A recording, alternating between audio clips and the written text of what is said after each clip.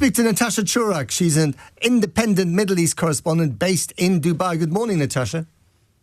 Good morning to you, Matt. It's good to speak to you again. I'm fascinated by how Dubai and indeed the other Gulf states are faring in all this, because I don't think, although Trump has apologized to them for the fact that they've been hit by Iran, I don't think he fully understood the degree to which the Iranian regime would take it out on their neighbors in the Gulf in order to put pressure on America. So what's the situation like at the moment in Dubai? How does it feel to be there? So things certainly feel tense. It's not the same as it used to be. And for those of us who lived here for a while, nobody saw this coming. The UAE has long been a very safe, stable country in a region that has seen its fair share of conflict. I would say in the day-to-day, people who've chosen to stay here, which is the majority of us, do feel safe in the sense that we know the air defenses are very effective. Infrastructure is still working perfectly. I went to the beach over the weekend and it was so crowded that I couldn't even find parking. People are still going shopping, going to restaurants. But of course, it feels more tense. It's quieter. There's a lot less traffic on the roads. Tourism is dramatically reduced. And so that has had an effect on local businesses. And, for those of us who live here, our families overseas are constantly texting us, do you have a plan? Are you going to come home? Are you going to stay? For me personally, I still feel very comfortable to stay. And as a journalist, it's important for me to be here at this historic time for the region. But things are certainly tense. Just this morning, I was at the gym and everyone's phones went off at the same time with the missile alerts. And I will say, actually, sometimes the missile alerts on the phones are more startling than the booms themselves. Well, I know. I've just been to Israel for a few weeks, and there are alerts all the time, and they really get under your skin, and you then have to think very carefully about whether you stay in the gym or wherever you are, or go down to the bunker. In Israel, there's a lot of discipline. People tend to go to the bunker, and that's why they have very few injuries. I'm sure something similar is happening in Dubai. But to those, in a spirit of schadenfreude, who thought this is the end of the Dubai dream, I think they were wrong, weren't they? I mean, those places are a lot more resilient than a lot of people give them credit for. I think they were wrong. And we have a lot of stories of countries and of cities enduring war and coming out stronger. Look, the UAE endured COVID. They endured the 2008 financial crisis. It endured the invasion of Kuwait, the Gulf Wars 1 and 2.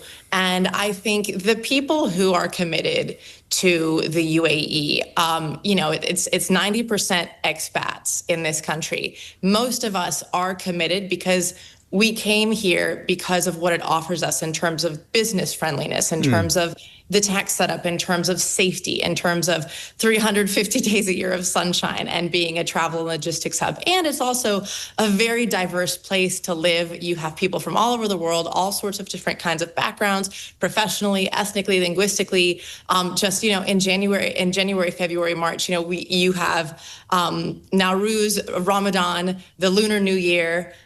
You have beautiful Indian holidays, Diwali. You have all these holidays happening at the same time. I would say just in terms of quality of life and in terms of the richness of diversity, those things aren't going to change. So I think with its kind of pragmatic strategy as it's approaching this conflict right now, and its technology, its alliances, so far things seem to be under control. Obviously, the risks don't stop and they could get worse, but I do feel that it will bounce back from this. But if you take pictures of any of the damage or of missiles kind of being intercepted by interceptors, you're also liable to end up in jail.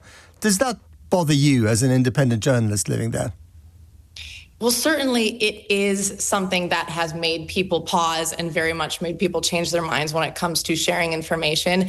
Now, I think from a journalist perspective, obviously, yes, it is restrictive. At the same time, this is a country who's making its choices based on its number one priority, which is security.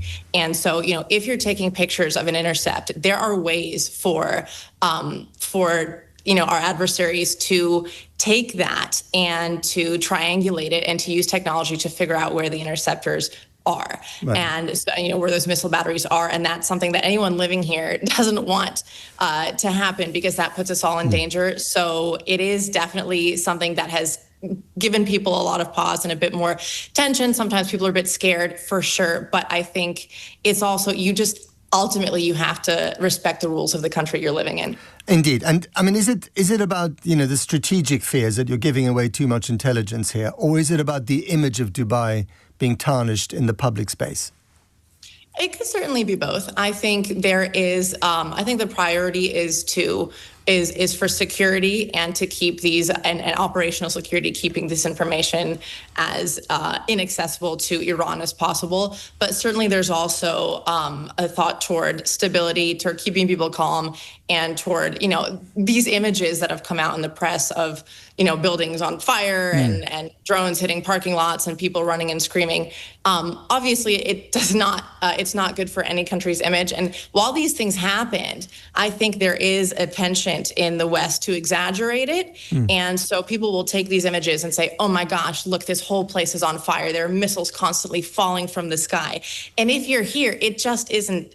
Like, these things are happening, but not to the extent that it dominates our day-to-day lives in the way that the press would like you to believe. So there is image management, but it's also, I think, for the greater prioritization of stability more broadly. I mean, I think it's true to say of all wars that if you're actually living in it, whether it's Ukraine or Israel after October the 7th, or Iran, even Iran at the moment, with where there's much more bombing going on than anywhere else in the region, you kind of normality is in your face more than you'd imagine it when you're watching the news from abroad. I think that's true, unless you're right in the middle, unless you're really unlucky and you're right next to an airstrike, or in places like Gaza where it's intense across the region.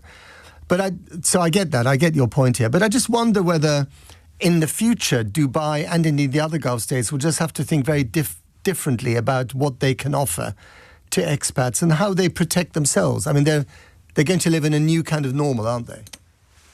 They are, and I think this very much depends on the outcome of this conflict. Now, if we come to a ceasefire with Iran, where it's the same government is in place, everything is as normal, but the guns stop firing, I think there will remain a lot of tension and a lot of discomfort, because you never know when things can kick off again, whether it's from Iran's side or whether it's from Israel's side, provoking Iran or the U.S. the same way. So I think that will remain very tense unless there is a genuine change in the leadership in Iran and a change in the force posturing of that country. Because I think if it stays the way it is, it will continue to be something that keeps leaders in this region up at night. And that is something that, of course, the people who want to come and invest here will remember. But at the same time, you still have people coming here. I mean, for the most part, everyone is still objectively quite safe. There have been, I believe at this point, 11 fatalities, very, very unfortunate and tragic. But we're talking about a country of 10 million people. I think statistically, you're more likely of getting hurt doing your morning commute on the highway than if you are just going about your day and working from home. So I think they will have to be offering different things and ensuring people that, look, we still have control over the situation. There is still security, but it very much depends on how the conflict itself pans out and how it concludes. And tell me, does the UAE take the view that it's better to do a deal with this regime, even though it hasn't changed fundamentally? I mean, there's still a guy called Khamenei running it. He's, the Nepo Ayatollah. He's Khamenei Jr. He still has some of the hardcore of the Revolutionary Guard, very much, in fact, more in charge probably than they were before. Can they live with this regime doing a deal with America? Or do they still think that regime change, genuine regime change, is necessary? And how do they bring that about? Yeah, so I can't speak for the government here. I can't really speak to their exact desires and intentions. Now, we have had a range of reports that allege that the government here does want to see regime change or does want to see a much more forceful push by the United States to really defeat and to change the leadership of Iran. But this was predominantly in an article from the Wall Street Journal. Now, when the article came out, the Ministry of Foreign Affairs here denied it. So we don't really have clarity on what exactly the government here wants with respect to Iran. But there definitely have been many reports concerning both the Saudi Arabia and the UAE that there is a desire for a much more sort of a hardline approach against Iran to ensure that it cannot be a threat to the Gulf states in the region anymore. And from what you can tell, because the government there doesn't tell you everything that you want to know necessarily, do you think they would be prepared to put their own boots on the ground in Iran if it came to a land invasion to secure the strait? What's your reading? I don't know. I don't know. I can't. What's your best guess? I mean, I know you're not speaking for the government. What's your best guess? I don't see it. I don't see it because I think the blowback to the UAE in terms of continued attacks or escalated attacks would be very intense. The U.S. has the advantage when it comes to numbers. So I don't know. Perhaps when it comes to, I can't say. Okay, all right. Just a final one, perhaps an easier one. I mean, who are they angry with? I'm not just talking about the government, but people in Dubai. Are they angry with the Iranians for making their life more difficult? Are they angry with Israel and the United States for having kicked the hornet's nest without the right kind of protection? Who are they angry with? So there's definitely a mix, and it depends who you speak to. I think there is definitely, among ordinary people, there's a lot of frustration with the U.S. and Israel, who a lot of people say started this.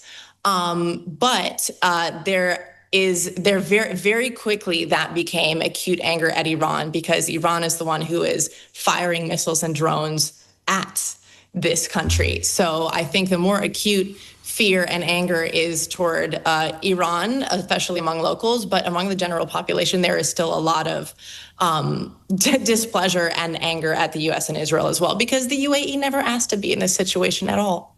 And do you think that feeling is replicated across the Gulf? I mean, we tend to lump them all together, but they all have slightly different attitudes, don't they? Kuwait, absolutely, Bahrain, and generationally, there are different yeah, attitudes. Of course, yeah. Yeah, I mean, across the region, it really varies. I think there are some countries like Qatar in particular would have had, or Oman would have had more sympathy toward Iran. But now that they are coming under Iranian attack, there is definitely frustration with the U.S. and Israel. But at the same time, the U.S.